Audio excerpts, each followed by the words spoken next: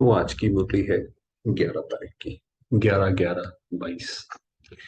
बाबा कह रहे मीठे बच्चे, बाप जो सदा सुख देते हैं, रोज पढ़ाते हैं, ज्ञान खजाना देते हैं, ऐसे बाप को तुम भूलो मत। श्रीमत पर सदा चलते रहो। क्योंकि ये जो पहेली है, ये जो पजल है, जब तक हम इसके अंदर शिव बाबा को याद रखते हैं तब तक तो हम जैसे इस पहेली से बाहर निकल सकते हैं। और जैसे ही हम कहीं पे भी उसकी श्रीमत को भूले तो फिर वो जैसे अभिमन्यु का बताते हैं कि वो चक्रव्यूह में फंस गया। फिर तो इस चक्रव्यूह से निकलना बहुत मुश्किल है। तो इसलिए जो बाबा जो हमें सुख देते हैं, जो रोज पढ़ाते हैं, ज्ञान खजाना देते हैं, उसको कभी भूलो मत। तो ये ज्ञान हमारे अंदर रहेगा तो ये पूरे दिन जैसे एक एनर्जी की तरह काम करेगा। आपको हर चीज में ये उत्साह दिलाता रहेगा। प्रश्न है, बाप की जादूगरी कौन सी है जो मनुष्य नहीं कर सकते? तो ऐसी कौन सी काम है जिसको जादूगरी है और वो बाबा की है? कांटों के इस जंगल को बदलकर सुंदर फूलों का बगीचा बना देना, पतित मनुष्यों को पावन देवता बना देना।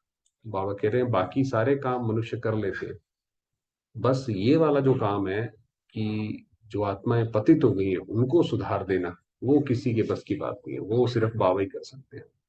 तो पतित मनुष्यों को पावन बना देना, ये जादूगरी बाप की ही है, किसी मनुष्य की नहीं।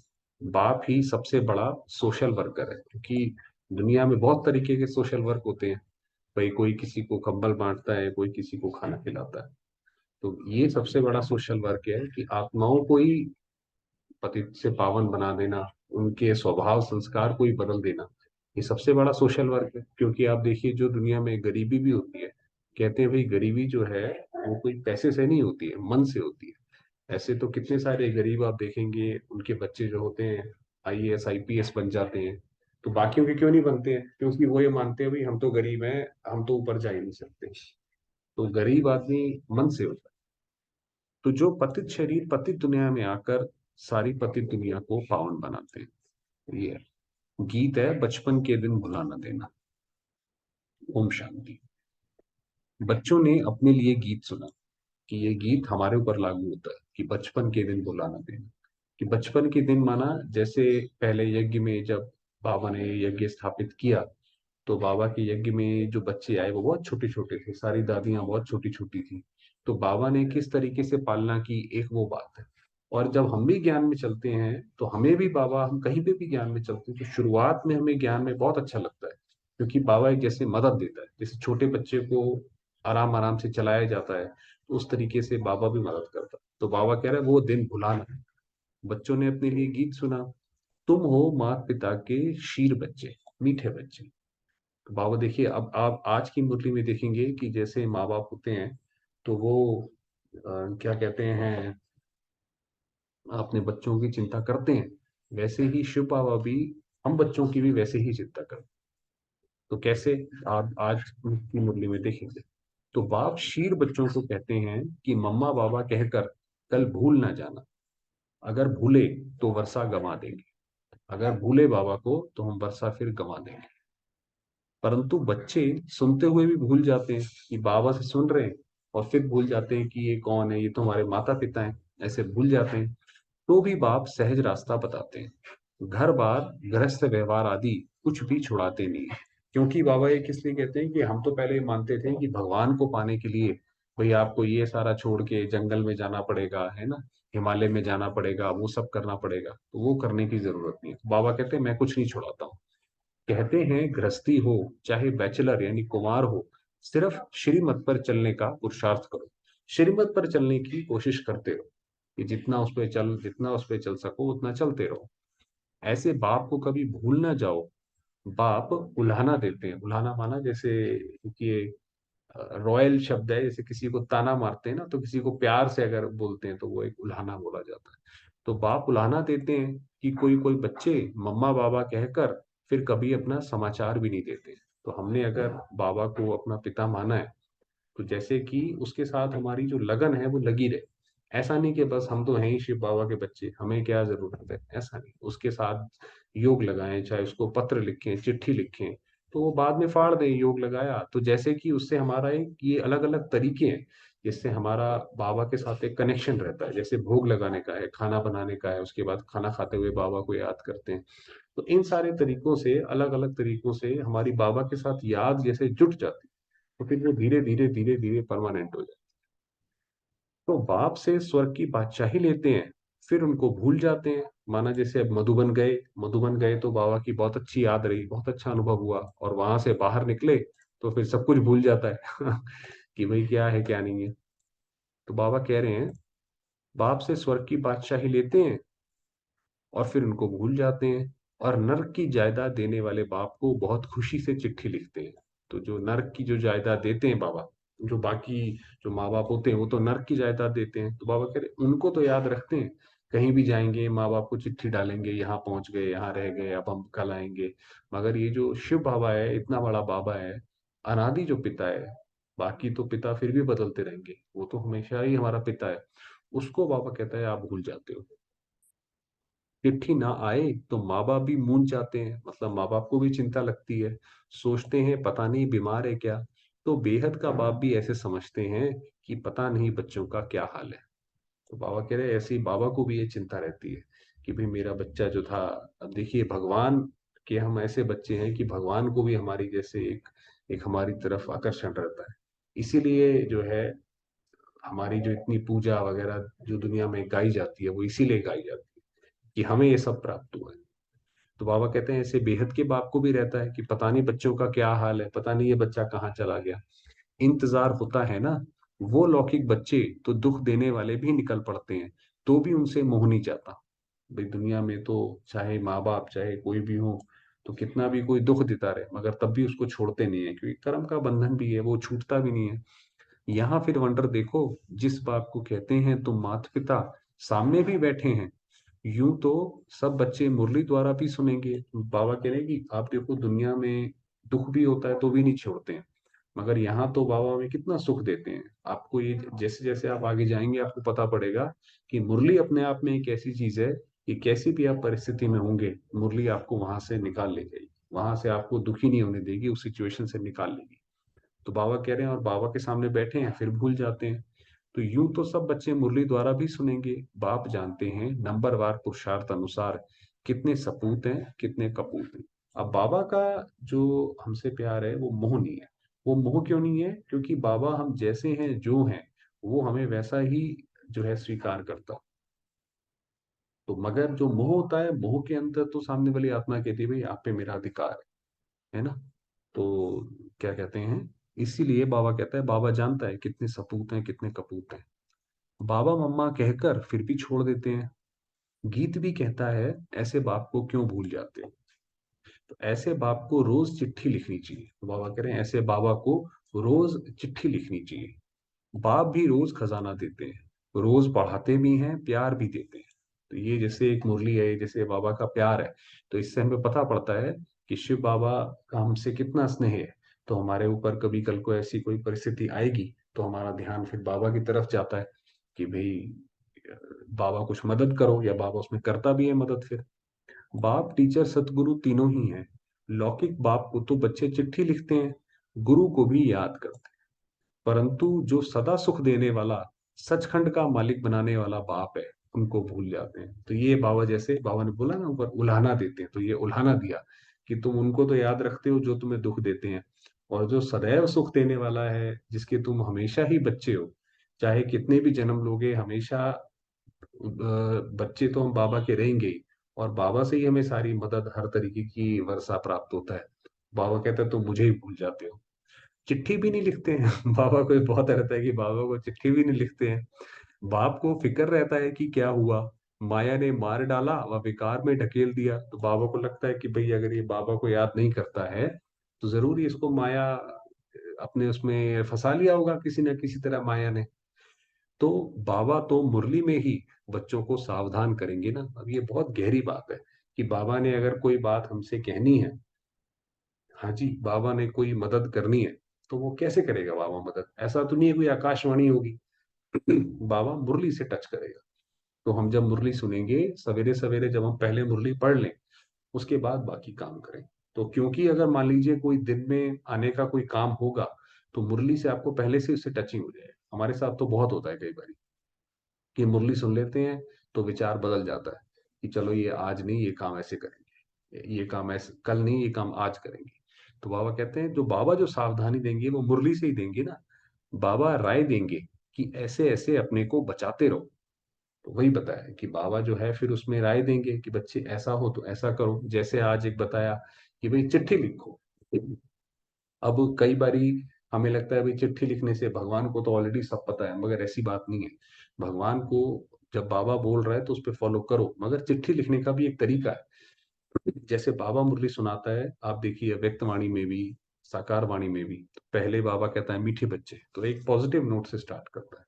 तो चिट्ठी लिखें तो उसमें भी पहले बाबा को जैसे अपना भी स्वमान बढ़ाकर तब वो चिट्ठी की शुरुआत करें कि मैं आत्मा कौन सी, जो भी स्वमान था आपको पसंद है वो स्वमान लिखें, और फिर जो नेगेटिव बात है उसको बस एक या दो लाइन में लिखें।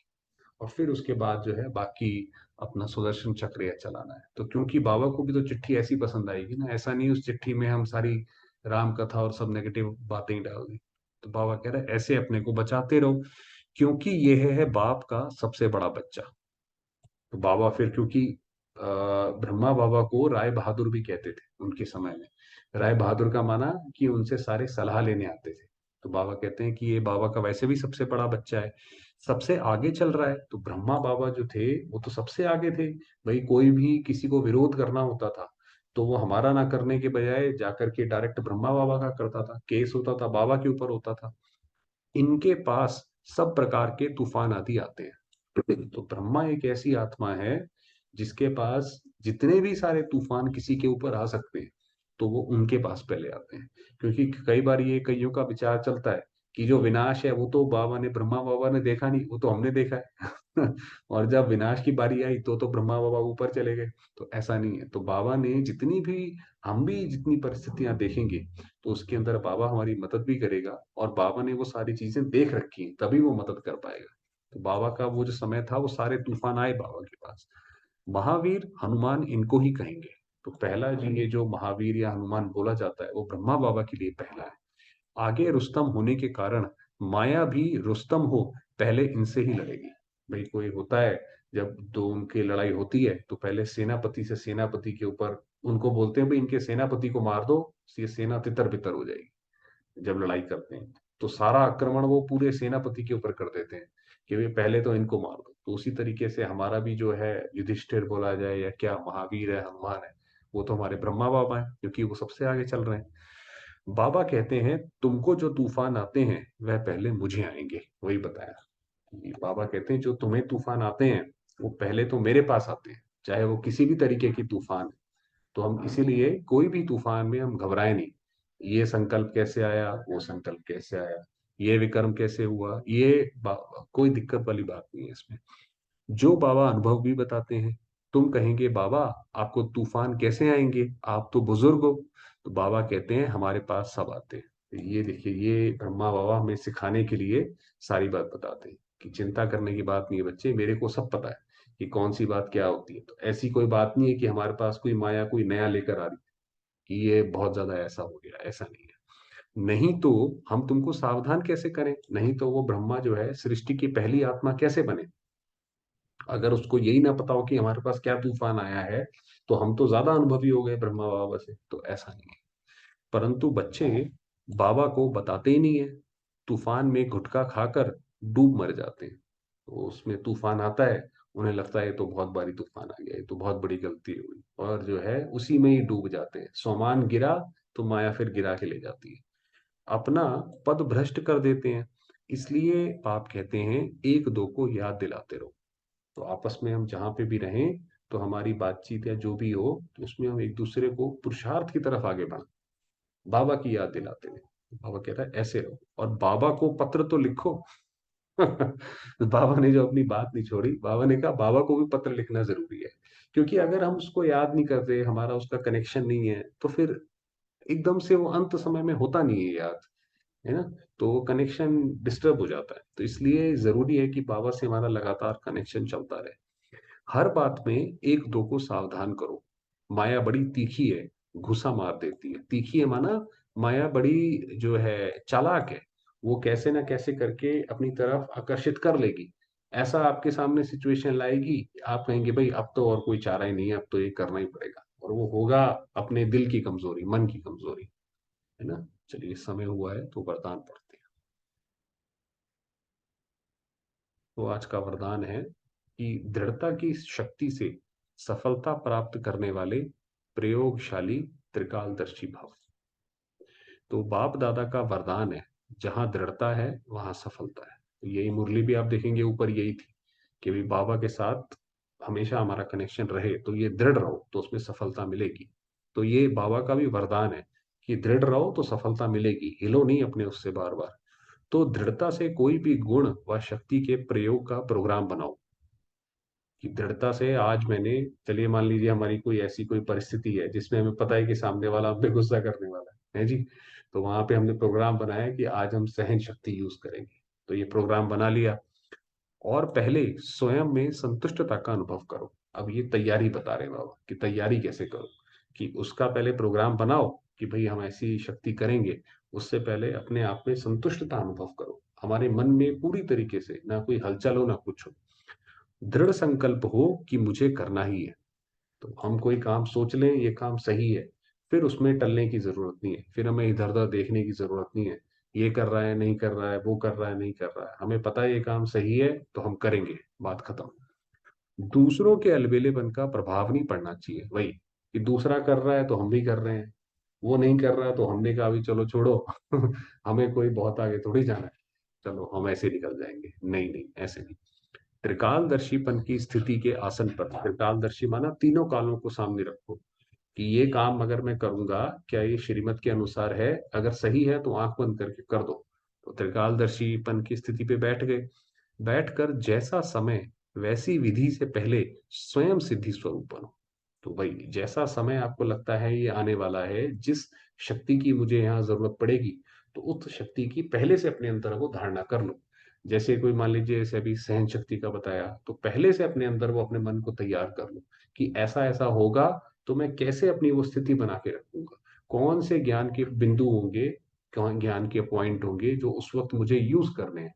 अगर सिर्फ ऐसे ही खड़े हो जाएंगे कहीं पे जाकर, तो शत्रु मारेगा फिर। तब प्रयोगशाली, तो इसका प्रयोग करना है, तब प्रयोगशाली आत्माओं का पावरफुल संगठन तैयार हो। तब बाबा ने कहा आपका एक पावरफुल संगठन तैयार होगा, और उस संगठन की किरणें बहुत कार्य करके दिखाएंगी, फिर जो बड़े बड़े कार्य हैं वो होंगे। तो स्लोगन दिया। स्लोगन में भी देखिए सारी मुरली कनेक्टेड है। बाबा ने बोला ना संतुष्टता का अनुभव करो वरदान में, तो स्लोगन संतुष्टता के ऊपर है कि सर्व की दुआएं प्राप्त करने वाले ही संतुष्ट मणि हैं। तो जो सर्व की दुआएं प्राप्त करते हैं, माना कोई भी आत्माएं व्यक्ति हमारे आस पास हो, वो जैसे एक हमें दुआ के रूप में दे हमारे साथ। चलिए ना ज्यादा गहरा संबंध हो, कम से कम रहना तो पसंद करें, कम से कम ये तो माने कि भाई एक अच्छी आत्मा। तो जैसे कि एक ये दुआएं मिलना है, तो उससे फिर संतुष्ट मणि हो जाएगी। अगर जैसे जितनी ज्यादा सबकी दुआएं मिलती जाएंगी, तो उससे हमारे अंदर संतुष्टता बढ़ेगी। चलिए समय हुआ है, थोड़ी देर बाबा को याद करते हैं।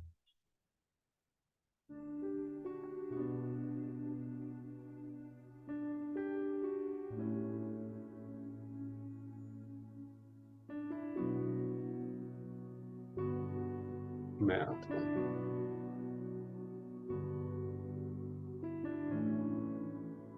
ज्योतिर्बिंदु, पॉइंट ऑफ लाइट।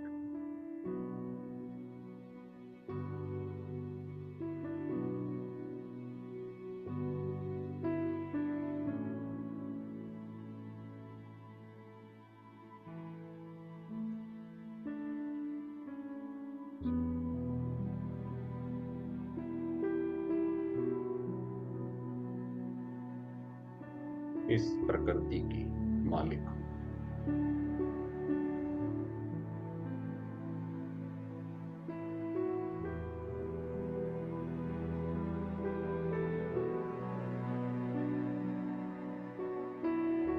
शांति,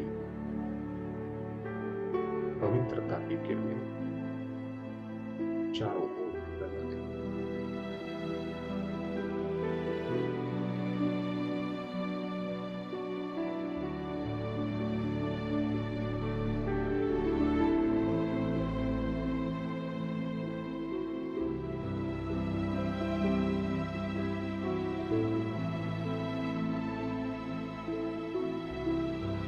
मैं आत्मा हूँ, प्रकाश हूँ,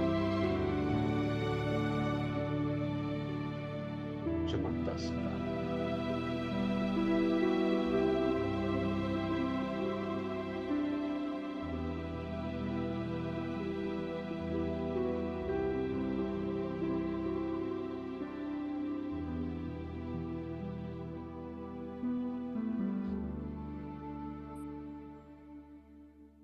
अपने मन की आंखों से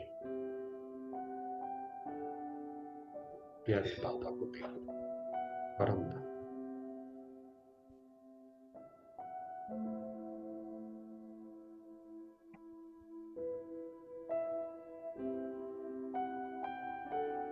निराकार ज्योतिर्बिंदु।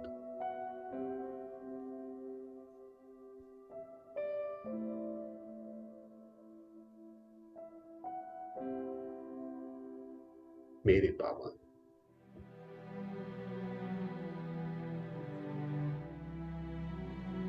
मीठे बाबा।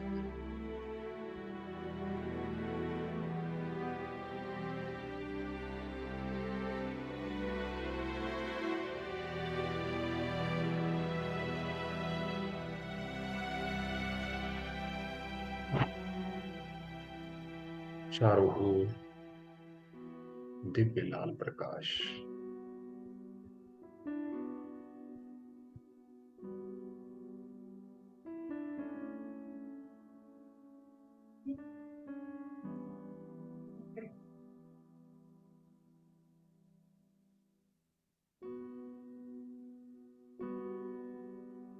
प्यारे बाबा की अनेकानेक किरणें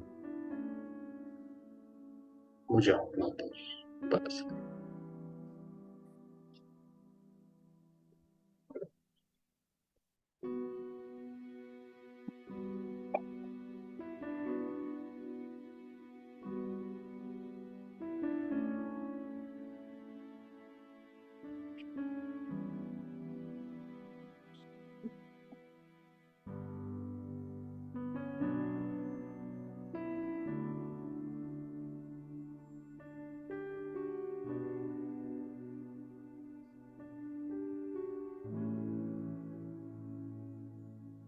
बाबा के आशीर्वाद,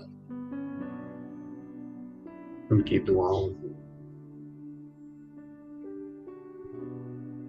स्वयं में समाती जाती।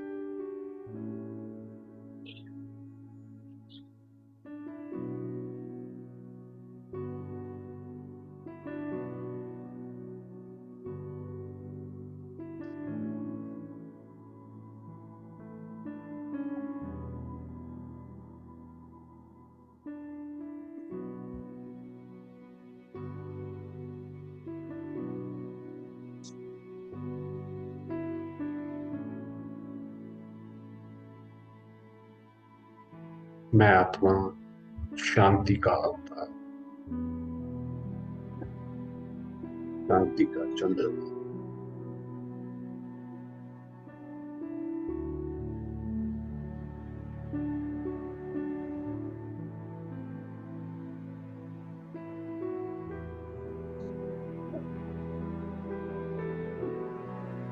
शांति की किरणें संपूर्ण सृष्टि में फैला रही।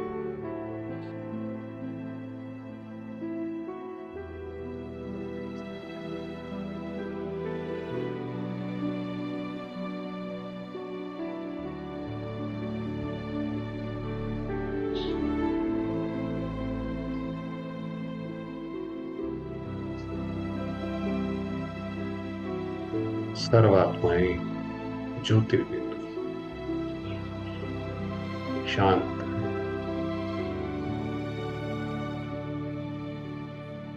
और परम धाम की ओर, प्यारे बाबा की ओर आकर्षित हो रही है।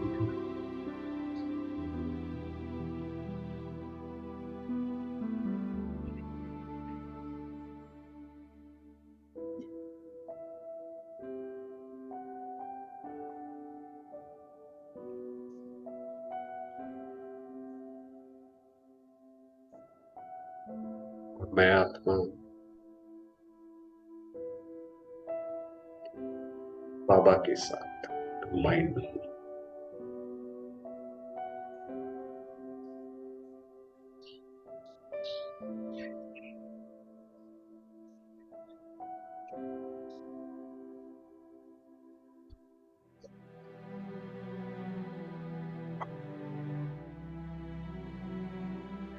ओम